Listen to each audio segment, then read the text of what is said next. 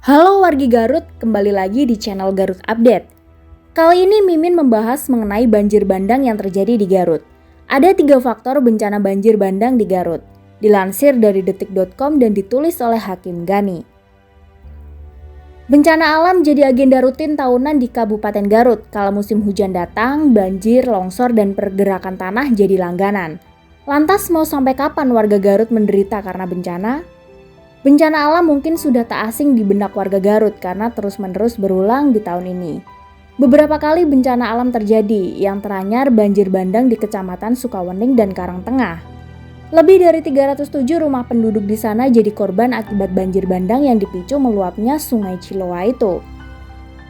Berdasarkan Indeks Resiko Bencana tahun 2020 yang diterbitkan BNPB menyatakan Garut sebagai daerah yang memiliki resiko bencana tertinggi ke-14 secara nasional dan kedua di bawah Cianjur di Jabar. Lantas kenapa bencana alam bisa rawan sekali terjadi di Garut?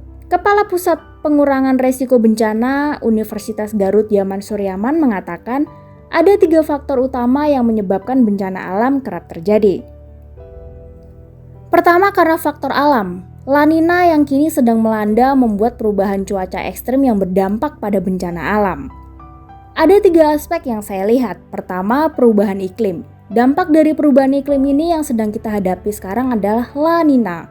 Cuaca ekstrim dengan intensitas air hujan tinggi sehingga mengakibatkan dampak bencana di kita.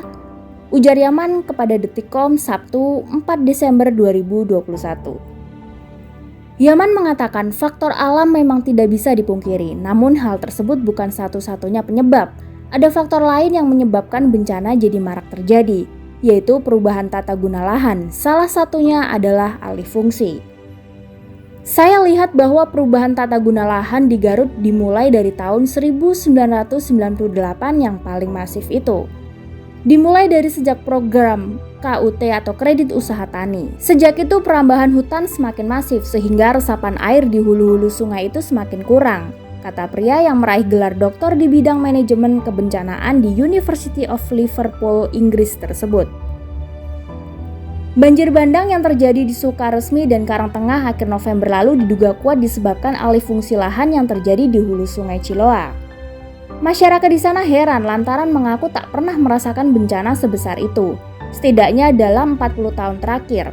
Hal itu diungkap Wakil Gubernur Jawa Barat UU Razanul Ulum yang datang ke lokasi bencana Minggu 28 November. Baru kali ini bahkan ada masyarakat bilang sudah 46 tahun baru ada banjir, kata UU dikutip Detikcom dari keterangan pers yang dirilis Humas Pemda Garut. Lantas bisakah warga Garut terlepas dari bencana alam yang jadi agenda rutin? Bisakah dampak bencana alam diminimalisir? Yaman menyarankan agar Pemkab Garut membuat blueprint yang jelas terkait kajian resiko bencana atau KRB beserta dengan rencana penanggulangan bencana atau RPB untuk setiap jenis bencana.